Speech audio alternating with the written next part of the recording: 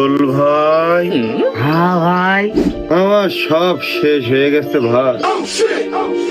আমার চিহ্ন নিশ্চিহ্ন হয়ে গেছে। আমি যে বেদিশা হয়ে গেছি। আমি একটু নিরিবিলি ঘুমাতে চাই। ও ভাই, আমি তো সাথে বালিশ খেতা নিয়ে বেড়াচ্ছি না। আপনি এক কাজ করেন, আমার এই বাড়ি যে নিশ্চিন্তে ঘুমান। কতদিন সিরিয়াস থাকা যায়? বাড়ি তো আমারও আছে, কিন্তু ঘুম তো নেই। একটু নিরিবিলি ঘুমের ব্যবস্থা করে দাও না ভাই। তোমার তো কি তুমি ঘুমাবা, আমি ঘুমাই দিলে কি তোমার ঘুম হচ্ছে ভাই? আমি পারি না, আর পারি না।